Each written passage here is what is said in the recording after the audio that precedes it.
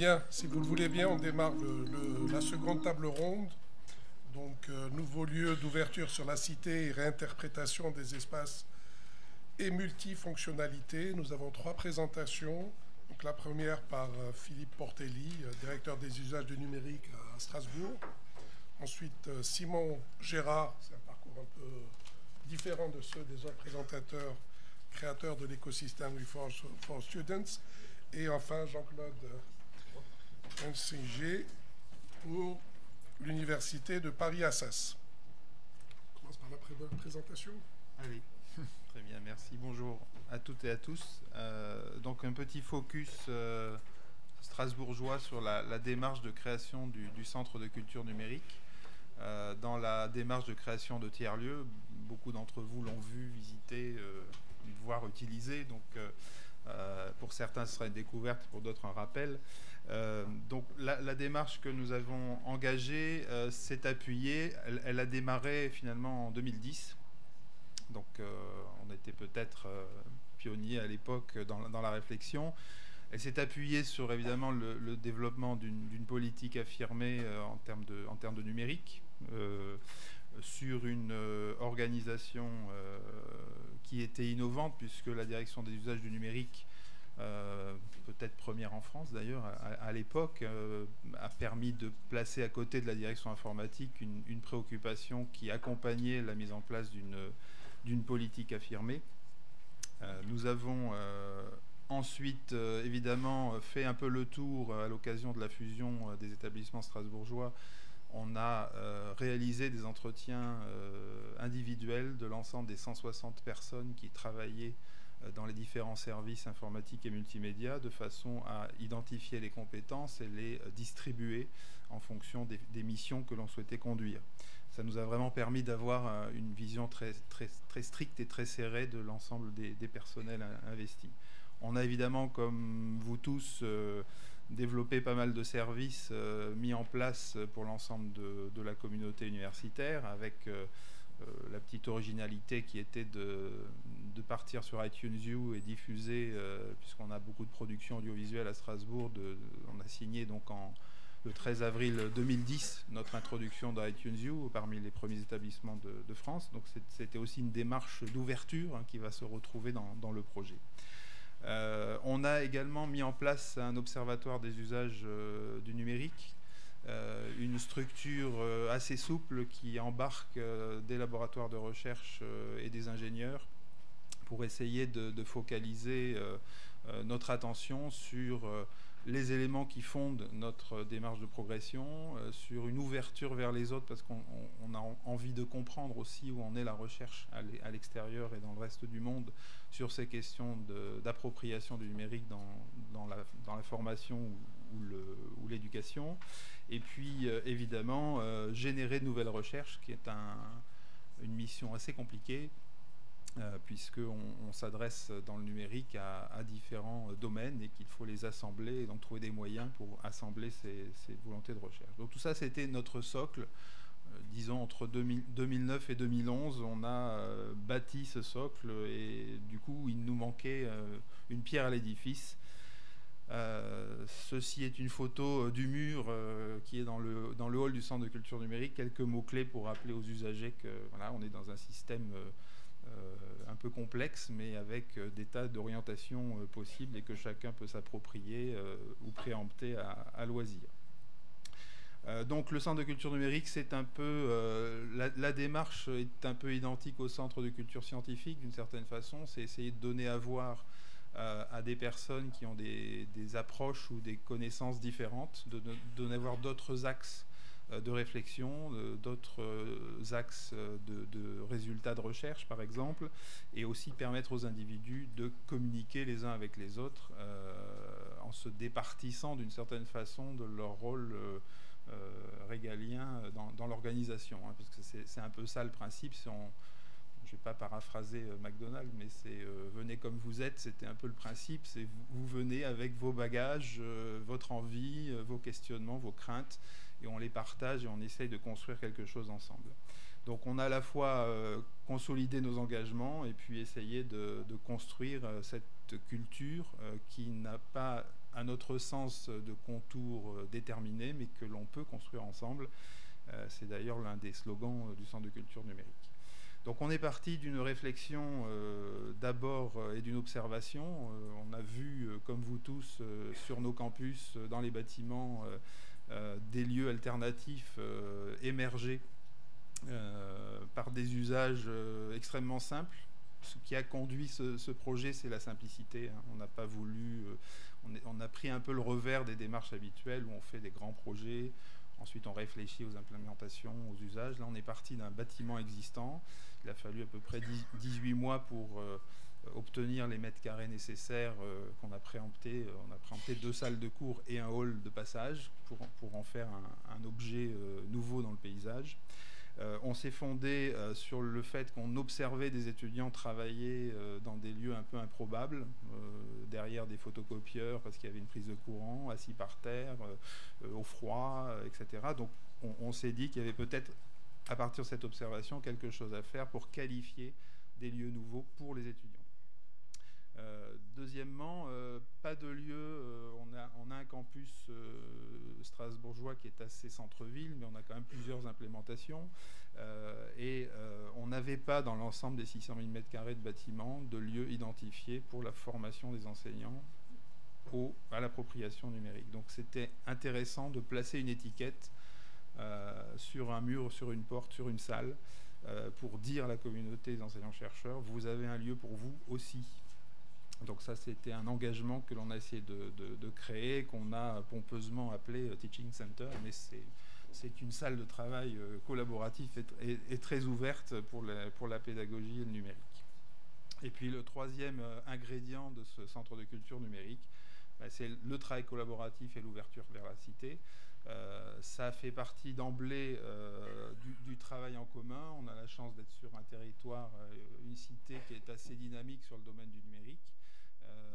On a la chance d'être sur un territoire alsacien où on a une résonance avec la ville de Mulhouse et l'implémentation de l'université Haute-Alsace avec des grands projets d'aménagement numérique sur le territoire. Donc tout ça, c'était aussi favorable parce que ça provoquait une discussion très ouverte sur le rôle des universités, des établissements d'enseignement supérieur dans ce mouvement plus global. Voilà, donc on a... Je vais passer sur les détails du plan. Donc 3 endroits dans le même bâtiment. Bâtiment qui est un bâtiment des années 90, 1995, un cube de verre et d'acier, un peu froid l'hiver et très chaud l'été, parce qu'il fait très chaud chez nous. Donc on a préempté, vous le voyez, un espace de formation, un espace de travail collaboratif, et la partie verte, c'est le hall qu'on a qualifié en ce qu'on a appelé des spots numériques, marque déposée. Non pas pour que vous ne l'utilisiez pas, mais vous puissiez l'utiliser et que ça soit une marque de référence, pourquoi pas, dans notre ensemble communautaire. Donc, spot numérique, c'était le cahier des charges. On l'a évoqué tout à l'heure, Florence en a parlé, des questions d'électricité, de chauffage, de tables, de chaises, de fauteuils, de canapés, de tables hautes, de tables basses. On est parti vraiment sur un cahier des charges très très ouvert et on a essayé de l'implémenter avec beaucoup de simplicité. Donc voilà le hall. Alors, vous repérerez sur cette photo, le mobilier a d'ailleurs changé la semaine dernière, donc je n'ai pas mis à jour les photos. Ça, c'était le mobilier d'origine, pas cher, fonctionnel. On se disait qu'il valait mieux observer ce qu'en faisaient les étudiants avant d'investir dans quelque chose de très beau et de très cher. Donc l'idée, c'était de placer des canapés, des chaises hautes, des chaises basses, des tables hautes, des tables basses, et que tout ça puisse bouger. Et puis cette petite ligne, pour l'anecdote, jaune et noire que vous voyez sur le sol, c'est la délimitation du spot numérique. Je vais vous passer tous les détails de la négociation avec les services du patrimoine sur la façon dont on pouvait ou voulait équiper ce hall. Alors d'abord, c'est un hall, c'est pas possible, première réponse. Deuxièmement, alors c'est possible à condition de visser les meubles dans le sol. Malheureusement, il y a du chauffage au sol, donc impossible de percer la dalle. Donc je dis, qu'à cela ne tienne, nous allons mettre une estrade. On me dit, surtout pas, parce qu'avec le ménage, c'est pas dans le contrat, donc très bien. Donc j'ai dit, c'est pas grave, on va peindre le sol. Donc on a commencé à travailler sur cette hypothèse-là. Comme ça fait à peu près 175 m² d'espace vital, ça faisait un peu beaucoup. Donc on a trouvé une société qui nous a proposé ce contre-collage au sol d'une sorte de bande de chantier. On a trouvé ça très intéressant et on a écrit limite du spot numérique dessus. Et je peux vous garantir que je n'ai jamais vu un étudiant dépasser la limite. Pourtant, on n'est pas des gardes-chiourmes. C'est très intéressant de voir comment ils se sont calés dans l'espace. Et on a nos unités de passage matérialisées. C'est en Alsace, quand même. On est en Alsace, pardon. Excusez-moi. C'est vrai qu'ils sont un peu sages. La salle de travail collaborative, donc vous voyez des sièges que vous connaissez tous pour certains de chez Steelcase, avec donc ces fauteuils très, très modulaires, les nodes, qui permettent de poser son cartable, d'aller travailler avec son voisin, de faire des petits groupes. Au tableau évidemment du TBI classique que l'on remet à niveau au fur et à mesure des émergences technologiques d'ailleurs. Cet espace collaboratif contient une salle de téléprésence version créative. Alors vous voyez pourquoi version créative? Parce que dans les modèles de fournisseurs, mettre des canapés face à des écrans de visio, c'est ce qu'on vend généralement aux agences de com pour que les gens puissent s'affaler, pouvoir travailler. Alors ceux qui font des visios avec moi voient bien que je ne m'affale pas toujours, mais en tout cas c'est une capacité... Thierry, voilà. C'est une capacité que l'on a de remoduler cette salle avec ses canapés, ses tables basses, et on a acquis depuis des petites tablettes réglables pour que les gens puissent poser leurs ordi. Oui, on est très pragmatique. Je fais très vite. Donc je vous ai résumé l'ensemble de cette construction finalement accéder aux technologies, accompagner, former, collaborer et puis participer surtout à un réseau territorial. C'est cette fameuse notion de tiers-lieu et de télécentre qui a guidé aussi notre action vis-à-vis de la cité. C'est-à-dire que sur le territoire alsacien, il y avait une réflexion d'aménagement du territoire. Pour les vrais tiers-lieux dans le monde de l'entreprise, ce sont des lieux qui ne sont ni le domicile ni l'entreprise. Ce sont des lieux alternatifs où on va trouver des technologies, des moyens que l'on ne trouve pas chez soi, que l'on ne trouve pas forcément dans son entreprise, mais où on va aussi croiser d'autres personnes avec des préoccupations différentes, mais aussi des préoccupations communes. Donc la réflexion qui était menée au sein de la région avec les grandes villes sur le territoire était de mettre en place des télécentres, donc des lieux accessibles, un peu sur le modèle des Pays-Bas. Quand on est rentré dans ce schéma-là, en 2011, on s'est rendu compte qu'on allait être les premiers à mettre en place un objet, quelque chose qui ressemblait à un télécentre tel que le voulaient les collectivités. Et donc on l'a fait. On l'a fait, ce qui a occasionné un rendez-vous à l'université avec le VP de la ville de Strasbourg qui est venu un peu affolé en disant vous venez d'annoncer l'ouverture de votre télécentre en gros dans moins de 6 mois. Nous n'avons pas encore identifié de lieu, nous ne savons pas comment faire, nous n'avons pas la méthodologie, est-ce qu'on peut travailler ensemble? Et ça a été le début d'une longue collaboration très fructueuse et de fait le télécentre, le tiers-lieu, donc le centre de culture numérique de Strasbourg à l'université, avait dans ses gènes d'emblée cette relation au territoire. Depuis, la ville de Strasbourg a mis en place un objet identique qui s'appelle le Shadok, qui est un centre de culture numérique grand public. La ville de Mulhouse a un grand projet qui s'appelle KM0, d'équipement aussi pour l'accueil des startups et l'innovation technologique. Donc tout ça, ça se répond avec des caractéristiques très différentes. Peut-être en résumé, ce qu'on a réussi à faire, c'est lorsqu'il y a des événements sur le numérique sur le territoire alsacien, c'est ancré dans le schéma d'aménagement et il y a une contractualisation avec la Chambre de commerce sur les actions que l'on mène pour développer cette notion de tiers-lieu. 2, nous avons créé une sorte de marque que l'on appose désormais sur des événements. Donc on accueille des événements qui ne sont pas organisés par l'université sur le domaine du numérique. On coétiquette des événements qui ont lieu ailleurs que chez nous et l'université est toujours présente sur les affiches, les dépliants et les programmes. Et on coordonne ensemble les contenus. Ça veut dire qu'on a vraiment créé par ce lieu, finalement assez simple et destiné en premier temps à l'université, on a créé une dynamique intéressante avec le territoire. Merci beaucoup. On passe au deuxième exposé. Donc Simon Gérard. Sur les étapes.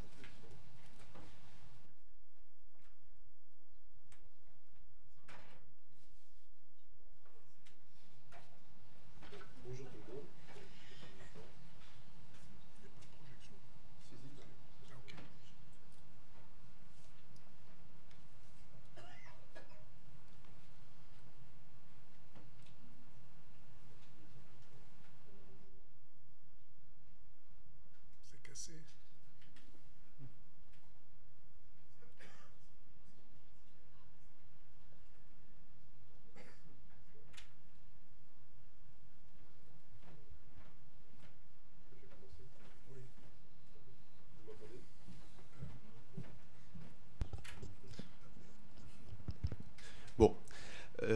Bonjour tout le monde. Voilà.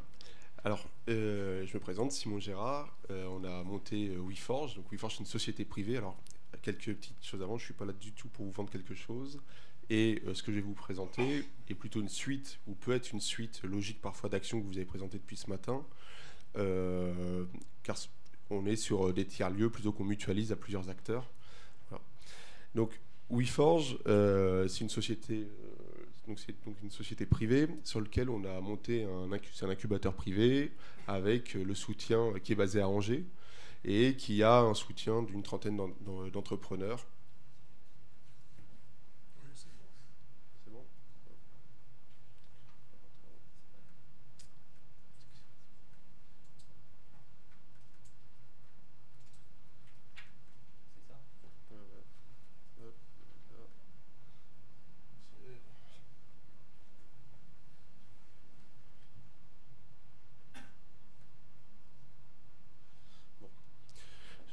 J'ai pas réellement de travail de présentation, c'est un extrait d'un document.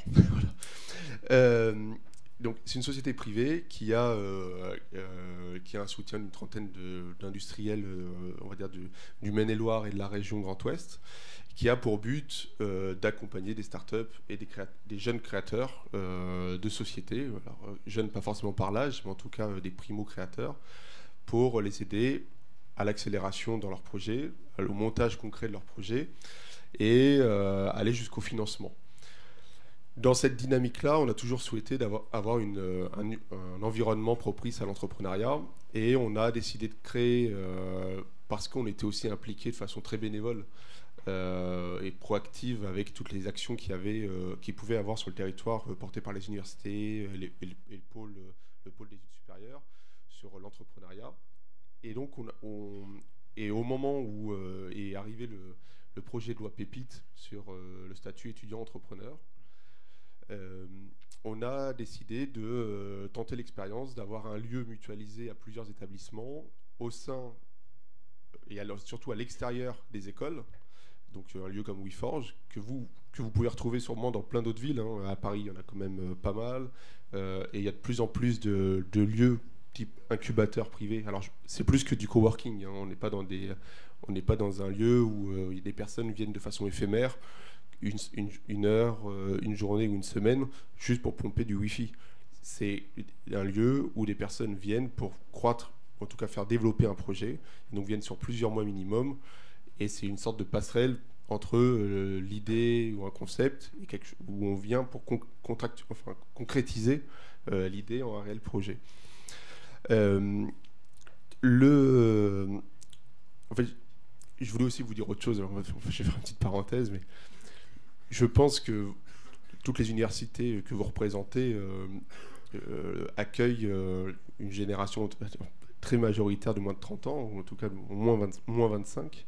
Et le numérique, comme c'est quand même la thématique d'aujourd'hui, facilite la création d'entreprises, ou en tout cas facilite l'essai à la création d'entreprises.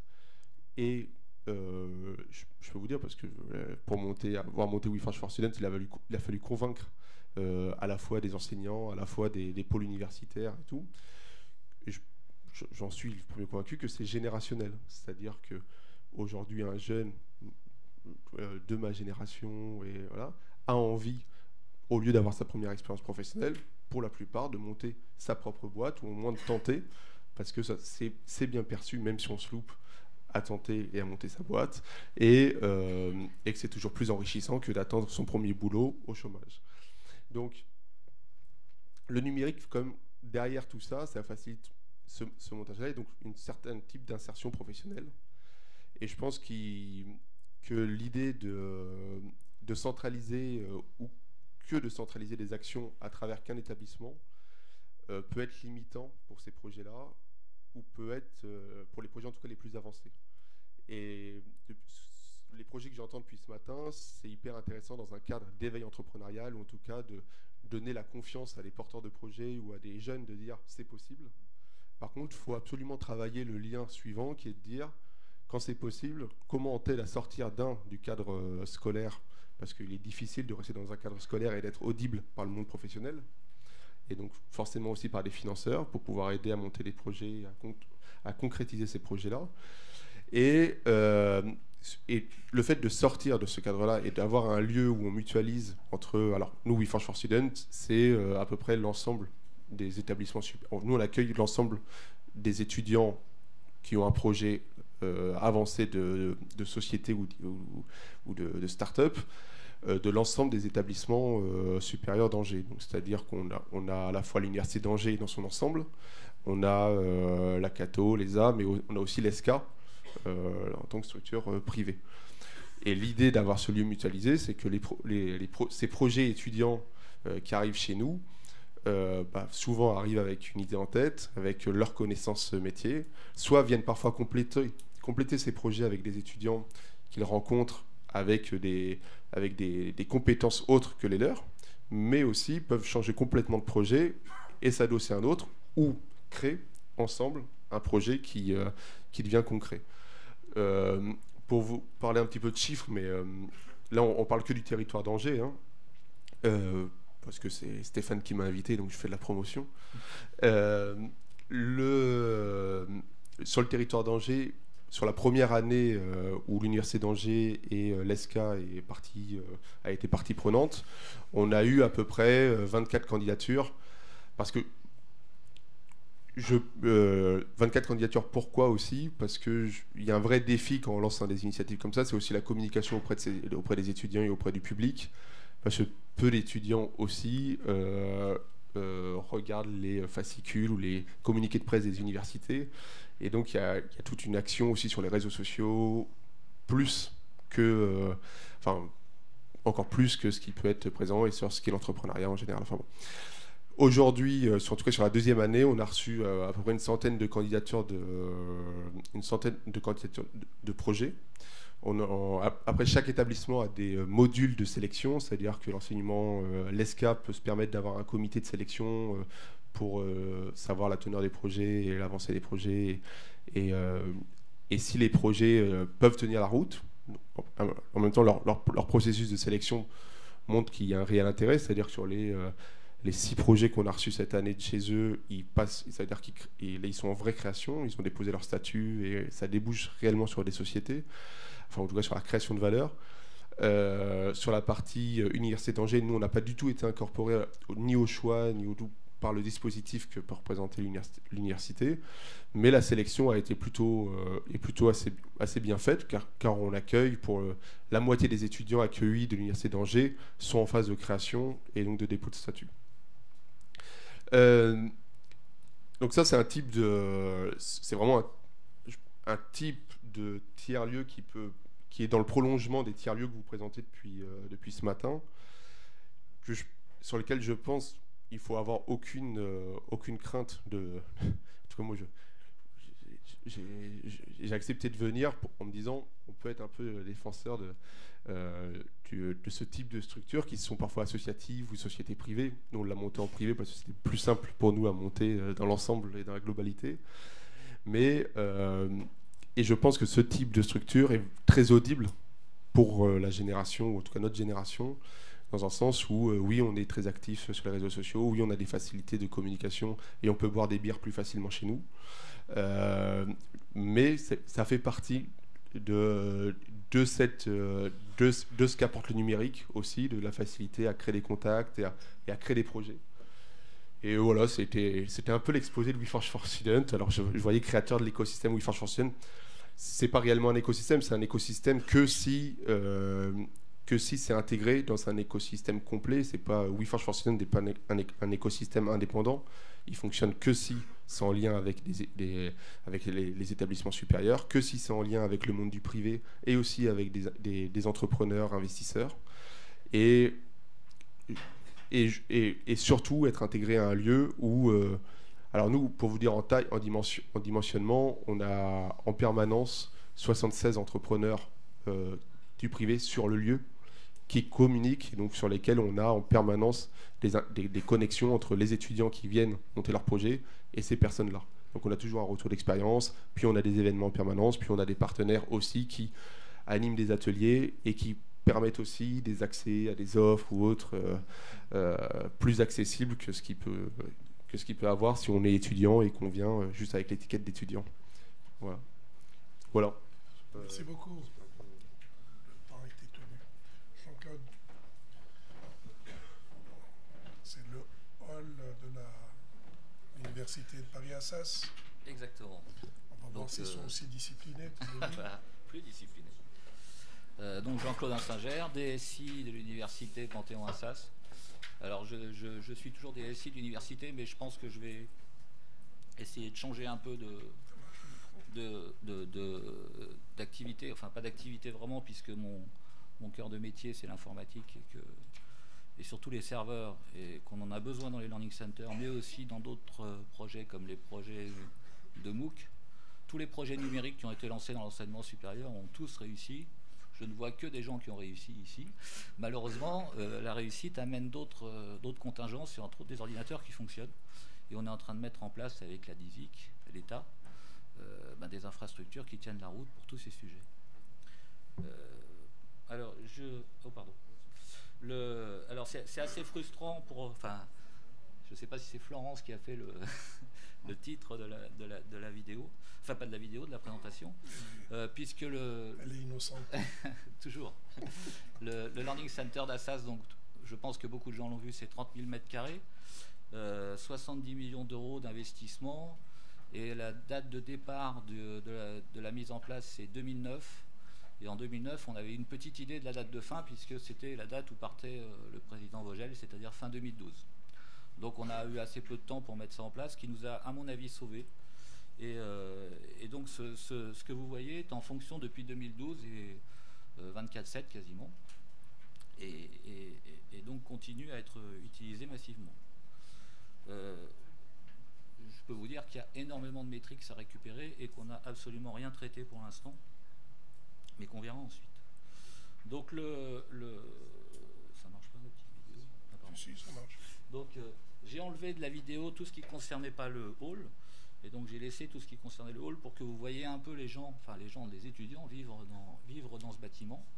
Donc le bâtiment, 30 000 m² dédié à l'apprentissage et à la formation. Alors Paris 2 est quand même une université de formation, c'est pas Paris 6 ou Paris 11 au niveau de la recherche, même si on a des UFR de recherche. Et donc c'était assez simple d'orienter nos services numériques vers la formation. La formation, donc il y a un volet enseignant, un volet étudiant. Moi je me suis plutôt concentré sur les étudiants, la direction du patrimoine plutôt sur les enseignants. Et puis vous parliez, Monsieur le Président, de la suite dans les idées de la CPU. En 2009, il y a eu une présentation ici qui a été faite par une société de mobilier qui s'appelle toujours Steelcase. Et en fait, on est parti de l'idée du mobilier pour après aller au patrimoine et après arriver au service numérique. Donc c'est vraiment une démarche extrêmement pragmatique. On trouvait que le mobilier était intéressant pour les étudiants. Donc on est parti de ça. À partir de ce moment-là, la gouvernance s'est mise en place très rapidement. Évidemment, vous voyez le hall qui est... Donc le hall, c'est 1600 m² à peu près sur les 30 000. Alors ce hall comprend l'accueil, qui est très important pour les étudiants et pour les visiteurs. Cet accueil est aussi capable de donner des renseignements sur la scolarité des étudiants, donc ils trouvent à peu près tout ce dont ils ont besoin au même endroit. La fameuse rue, qui, comme vous le voyez sur la deuxième photo en partant du haut, est maintenant tapissée de petites LED, de milliers de LED, et qu'on peut aussi piloter par informatique. 3 restaurants. Alors là, effectivement, on pourra parler et reparler du partenariat avec le Crous qui a été extraordinaire, puisque ils ont toujours été à nos côtés et continuent à l'être. Une salle de sport et une mezzanine avec les salles collaboratives. Alors, on va reprendre le point sur les fonctionnalités qui pour nous sont des services. Donc, toujours sur la logique student-centric, uniquement tournée vers l'étudiant. Enfin, pas uniquement, je ne vais pas me faire lyncher, mais très tournée vers l'étudiant. Si on reprend les services qui sont offerts, dans le hall, il y a les services principaux tout de suite. C'est réservation et privatisation des salles collaboratives, réservation de la salle de sport, restauration non-stop, et les écrans d'information avec la communication institutionnelle, les informations sur la disponibilité des salles et sur l'activité de formation, cours, absence, présence, remplacement des enseignants. Donc ce que je regardais tout à l'heure, c'était la date à laquelle qui était marquée sur l'écran, et c'est effectivement 2013.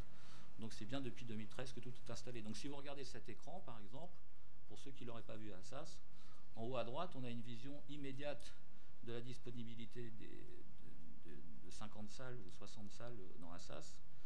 Et en bas à droite, on a l'information sur la présence ou non des enseignants.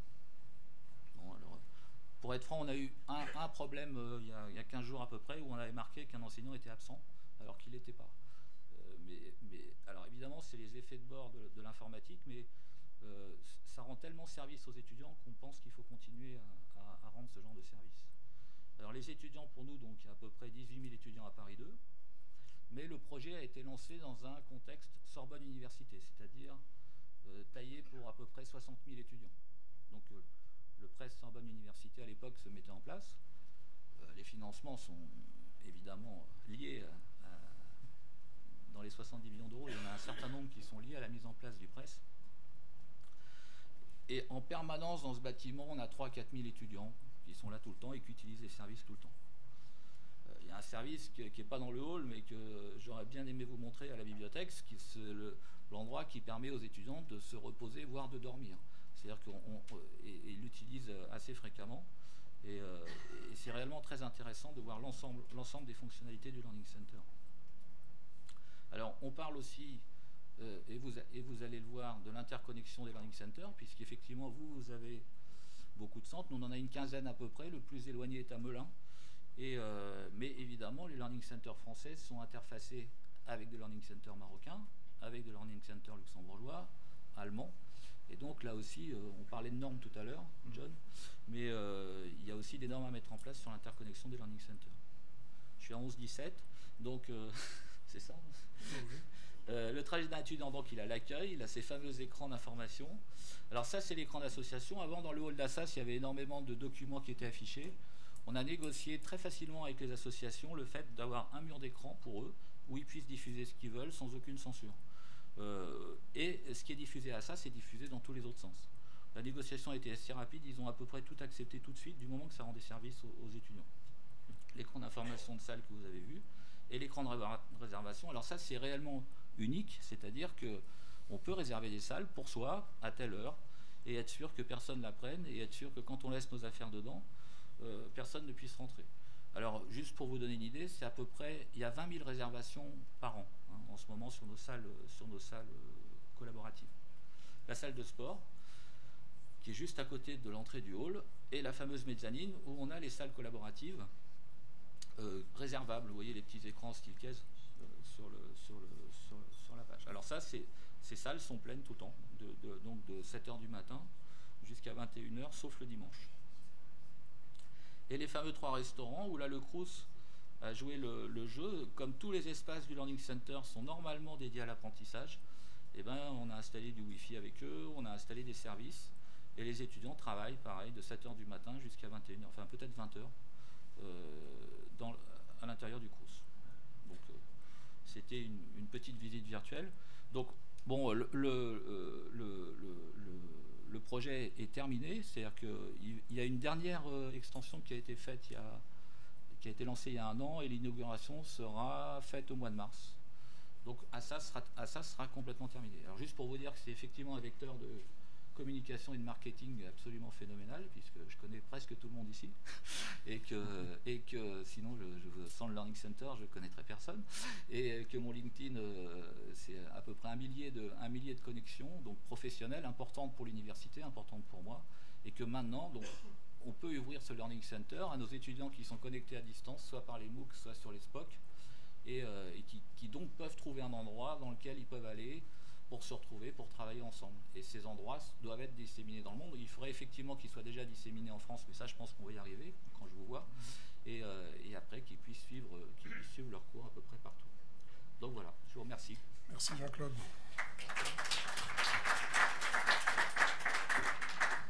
Des questions? Oui, Stéphane.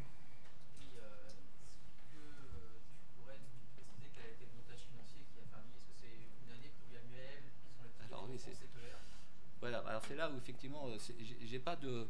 Je sais que quand on a lancé le projet, la réhabilitation était déjà votée. Donc la région avait déjà donné des finances pour la bibliothèque, donc avant le Learning Center. Donc on avait déjà tout ce budget qui était le budget de réhabilitation. Et le recteur, moi je me souviens du recteur arrivant et disant c'est un projet super, je donne à Sorbonne Université 5 millions d'euros pour l'IT, et tout s'est passé un peu comme ça. C'est-à-dire qu'on était dans une période où il y avait les investissements d'avenir, il y avait les presses, et c'est pour ça qu'on a fait le Learning Center avant les books. Sinon, on aurait fait l'inverse, je pense. Mais on l'a fait. Donc les financements, on n'a pas eu à rechercher de financement. Il n'y a pas eu de CPE, enfin il y a peut-être, non, je ne me souviens pas de quoi que ce soit. C'est-à-dire que tout était déjà préfinancé, à part qu'il n'était pas prévu que ce soit un Learning Center. Vas-y. Merci. Olivier Merlet, Toulouse Jean Jaurès. Une question pour Monsieur Gérard. Si ce n'est pas un secret industriel, est-ce qu'on peut avoir une idée de votre modèle économique et est-ce que vous envisagez un essaimage dans d'autres villes de France? Alors, c'est pas un secret. Alors nous, notre modèle économique, mais à travers tout ce qu'on fait d'ailleurs à WeForge, l'idée est toujours de dire on fait payer ceux qui ont de l'argent. Donc pas forcément les écoles et surtout pas en tout cas les étudiants. Alors nous, notre modèle économique, c'est qu'on a une partie qui s'appelle Office, qui est l'accueil de l'incubateur et autres, sur lequel on a des partenaires privés. Et on a les investisseurs privés qui se mobilisent autour du lieu et de ce qu'on fait. Après, sur le modèle des conventions entre les universités ou les établissements supérieurs et nous, alors nous, notre intérêt est d'avoir un nombre de projets quand même intéressant, parce que la difficulté pour avoir un fonds d'investissement qui fonctionne bien, c'est d'avoir des bons projets. Et donc, pour avoir des bons projets, il faut avoir une masse de personnes qui veulent faire des projets, parce que c'est toujours une loi du nombre quand même là-dedans. Et donc, plus on a de personnes qui lancent des projets, plus on a la chance d'avoir des bons projets. Donc, il y a des conventions qui sont signées entre nous et les établissements. Ceux qui peuvent, et les établissements qui peuvent faire, contribuent au financement des charges du lieu. Donc, et pour l'Université d'Angers, pour vous donner une idée, c'est 3 500 € à l'année. D'accord ? Donc on n'est pas sur des montants astronomiques. Et nous, de l'autre côté, on trouve des partenaires privés qui sont des sponsors de ce dispositif-là, qui peuvent être des mutuelles étudiantes ou des investisseurs. Donc nous, par exemple, cette année, ça nous coûte 30 000 € à l'année de notre côté. Plus on a des participations de plusieurs établissements, plus on a des partenaires privés. Voilà. Et après, sur la question de l'essaimage, oui, on est en train d'envisager une ouverture sur Nantes avec certains établissements. Et oui, ça peut être envisagé sur plusieurs autres sites, tout en pensant que ça vient aussi avec autre chose que Student. Comme je vous l'ai dit tout à l'heure, il faut l'ensemble de l'écosystème, c'est-à-dire que soit il faut se greffer avec d'autres incubateurs en place, ou d'autres structures privées déjà en place ou associatifs, sur lesquels on peut mettre ce type de dispositif assez facilement, ou que nous on initie comme un lancement complet de au moins la partie Office et la partie Invest, mais qui peut être facilement projetable, quoi. Voilà. Je sais pas si ça a répondu. Oui, Florence Colère. Oui, Florence Colère, une question. Concrètement, qu'est-ce que vous offrez en termes d'espace et en termes d'accompagnement? Alors, sur l'espace, alors nous on dispose de 1200 mètres carrés en centre-ville d'Angers. On a une problématique d'espace actuellement, donc sur la partie student, c'est vraiment, on pourrait assimiler ça en termes d'architecture à un vrai lieu de coworking, en tout cas pour la partie étudiante, c'est-à-dire qu'ils ont accès de façon illimitée 24 heures sur 24, 7 jours sur 7 à ce lieu-là, et pendant 6 mois. Voilà. Donc ça, et là, sur la partie immobilière, c'est vraiment des grandes tables mutualisées sur la partie WeForge for Students. Après, sur la partie accompagnement, donc eux, ils ont des références, c'est-à-dire qu'ils ont des parrains entrepreneurs qui font partie du lieu, qui les accompagnent et les mettent en relation. Ils ont des tuteurs parfois des établissements, c'est-à-dire que ça dépend aussi du montage et de comment les établissements sont faits. Alors pour l'Université d'Angers, il y a les référents pépites. Pour l'ESCA, on a des référents de la majeure entrepreneuriale qui suivent les projets et qui peuvent les coacher et les accompagner. Nous, on a quelqu'un en interne qui les suit chaque semaine pour faire un point. Et on a nos partenaires privés qui mais en fait, tout leur est ouvert. Ils deviennent des forgerons à part entière, on appelle ça des forgerons, mais ils deviennent des personnes à part entière du lieu, donc ils ont accès aussi à tous les événements que toutes les autres personnes ont, c'est-à-dire des ateliers sur le juridique, la comptabilité et autres, qui vont être très pratico-pratiques. Hein, c'est avec des problématiques de sociétés existantes, et donc eux vont pouvoir aussi poser leurs questions et autres. Et après, on a tous les apéros, et on a les apéros, et puis on a aussi le yoga, la sophrologie, voilà, tous les choses du lieu.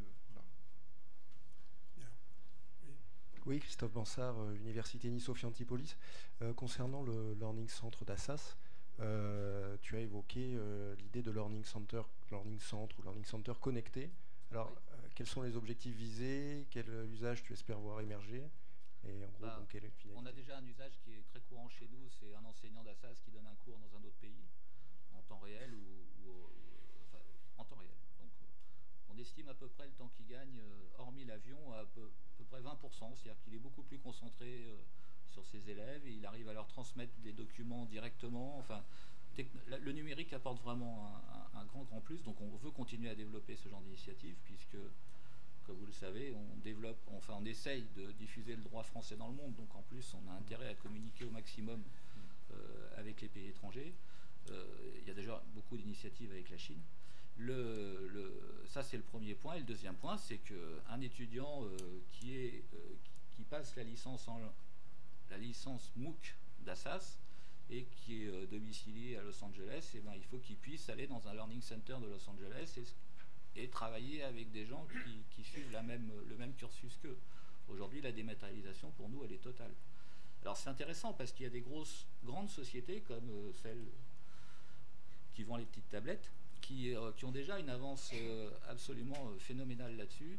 Et c'est vrai qu'il faudrait commencer à travailler un peu plus avec eux. Nous, on a beaucoup travaillé avec les industriels parce qu'ils nous ont amené beaucoup. Je suppose que toi aussi. Et là, maintenant, la phase de connexion des learning centers, nous, on a intérêt, en tout cas, à être connectés aux autres. Voilà. Est-ce que les autres ont intérêt à être connectés à nous? J'en sais rien, mais nous, on a intérêt à être connectés aux autres. C'est bon? Et c'est un gros sujet pour les DSI. Notre intervention, oui, au fond.